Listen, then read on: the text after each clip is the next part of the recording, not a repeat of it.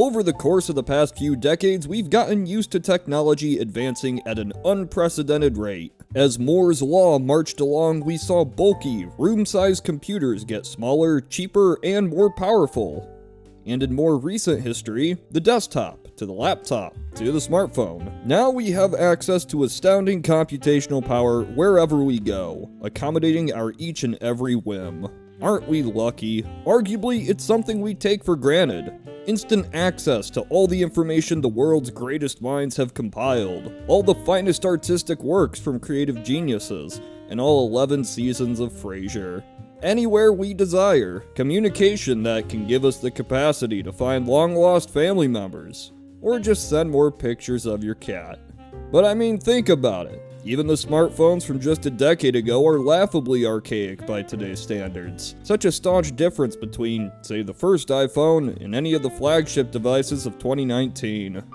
As processors, displays, and wireless technology improved, the smartphone has evolved from a niche novelty to essential good. In the modern day, it's easily the most commonly used computing device, and as such, it's only natural a massively competitive market would arise to supply the demand. But what direction will the market take? Will it continue as we've become accustomed to it? Exponential growth in processing power, slimming down, or new innovations to blow our minds? That's a tough one. Sure, stuff will get better. It always does. But Moore's Law has limitations, and even more relevant, there's only so much we can do with the form factor of the smartphone. I'll get to that later. Something we do gotta stay cognizant of is falling sales numbers in the industry. While the market seemed boundless for most of the 2010s, less people are buying smartphones nowadays. There's likely a few reasons for this. These dropping sales is partially because even smartphones from a few years ago can still perform the standard functions one would expect from such a device. I mean, stuff like checking social media, communication, watching videos. It's all generally stuff that doesn't require top-notch processing power, and modern mobile operating systems do a good job of giving us more bang for our buck. So for many people, seemingly older devices can get the job done. Again, you can have a flagship from a few years ago and have a relatively comparable experience to modern devices. And this gap between newer and older models will shrink as the years go on, but let's get to that later. People will always need to buy new phones eventually, as natural degradation of batteries is just a process that happens. Sometimes you might accidentally leave it in your pants before putting in the washing machine. Good times. Good times. But regardless, technology marches forward, and the question needs to be asked. What's next for those seeking out the cutting edge? Well, if we follow trends in the market, a few things become evident. Manufacturers seem to be keen on eliminating bezels. Now, bezels are just that part of the front of your phone that isn't the screen. The more you know. Now, this isn't entirely unprecedented. Bezels have been shrinking in all forms of consumer electronics for decades. TVs to computers, nobody likes thick bezels.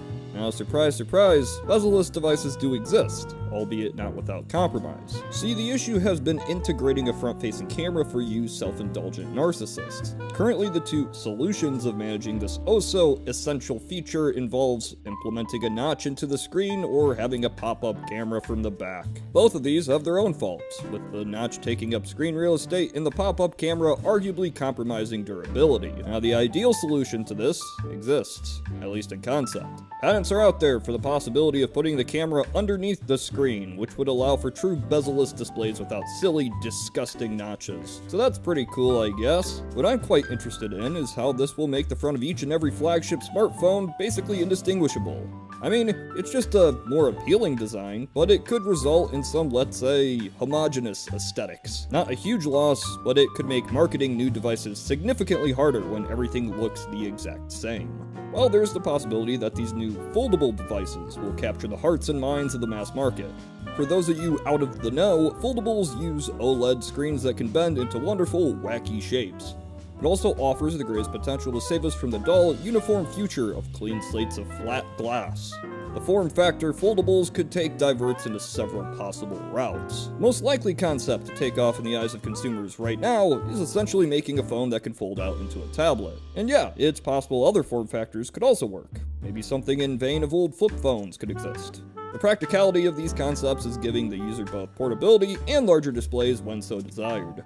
It's early days, and the tech isn't perfect yet, and it's possible the mass market isn't captivated by these kinds of devices. But hey, it gives me hope.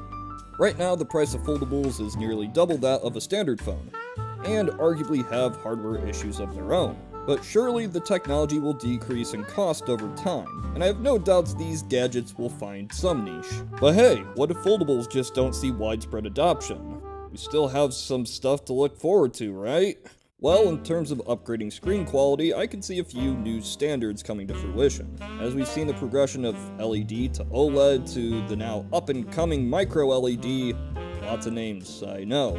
Simply put, our screens got brighter, colors got better, and just expect that to get, I guess, slightly more better. Micro LED really just consumes less power, but maintains the great color output of OLED. It's all cool stuff, at least to me, but maybe not a total revolution many people might expect considering how far we've come. Well, can screen resolution at least improve then? Well, I mean, it could, but it would be a gross waste of time. Resolution has finite usability, as a human eye can only perceive so much. A 4K display on a 6-inch screen wouldn't look very different at all to a 1440p display. And all the while, the phone would have to dedicate more processing power to render more pixels that you wouldn't be able to see. But this is all just on the surface stuff. What about inside the phone? Processors get better year after year, and clock speed has been a long-running staple of giving people a reason to upgrade to the newest device. But in recent years, it's become less of a selling point for many people. After all, you can buy a flagship phone from a few years ago on the cheap that performs pretty close to the flagships of today. Not exactly, mind you, but the gap in perceived difference in real-world performance feels like it's diminishing. You open an app, it pops up quickly. Sure, you can look at Geekbench scores and come to a different conclusion, but as software becomes more optimized on mobile operating systems, it's only a matter of a few years before our older devices perform simply day-to-day functions virtually identical to their successors. There's a conversation to be had about these diminishing returns. Just because features can be added, it doesn't hold much relevance unless it serves significant purpose. Does the increase in clock speed actually affect the user experience? Currently, I think you can make a fair argument that you don't need this for most common applications. Operating systems are getting quite efficient at making the most of memory and clock speed.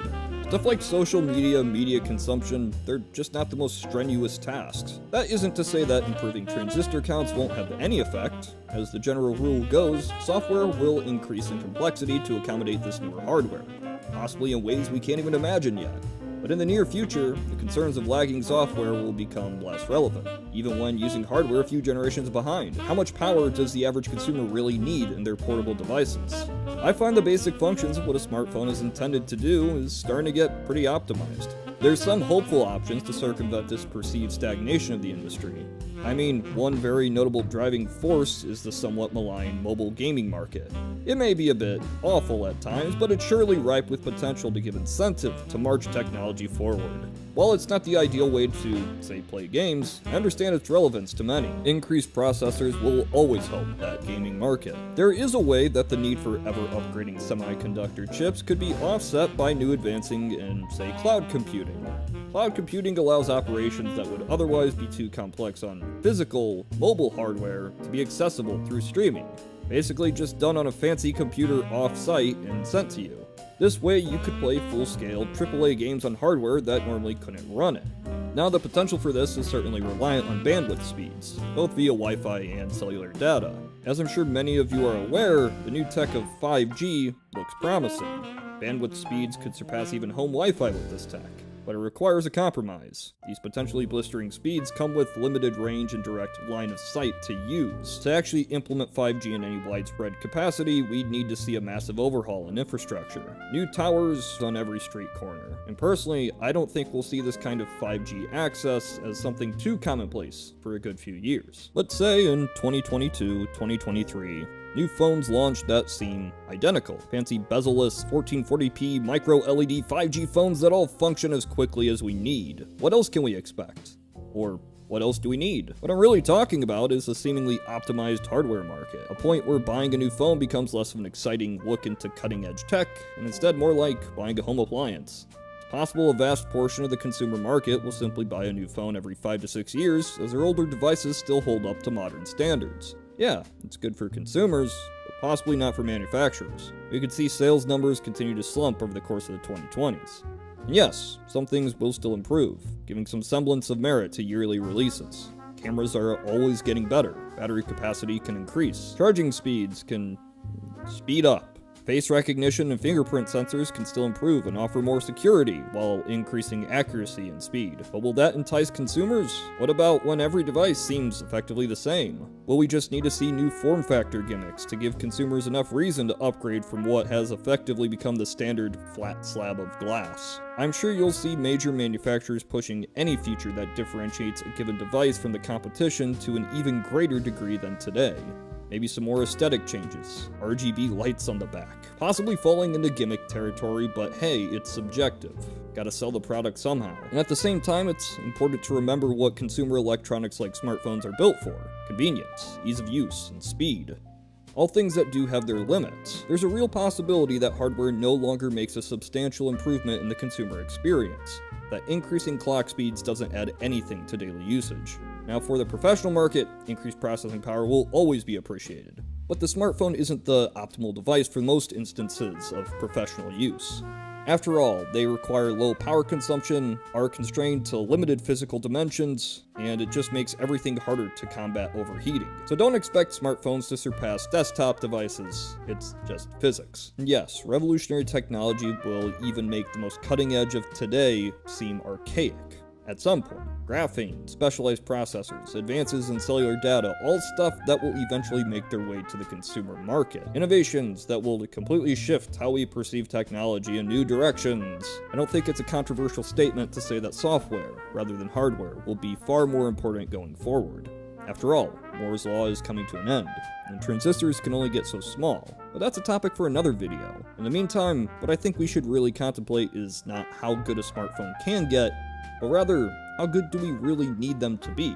Sure, there could be a market for 144 FPS ray-traced video games on mobile, but I feel much of those computations would be simply more effective via cloud streaming, when we get to that point. And if computational power is no longer the greatest concern for selling a new device, the selling point becomes the physical way we interact with these things. But if your new device looks exactly like the old device, why upgrade? Surely foldable tech could become a massive trend that reinvigorates the mass market's interest in buying new devices. But that remains to be seen.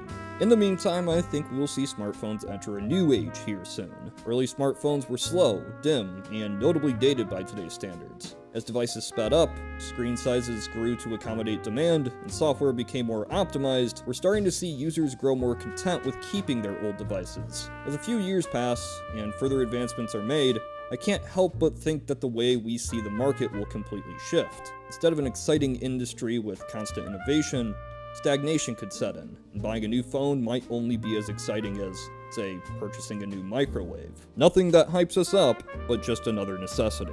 This is Tyler of Knowledge Hub. Thanks to all my patrons. If you want to support the channel, you can find a link in the description.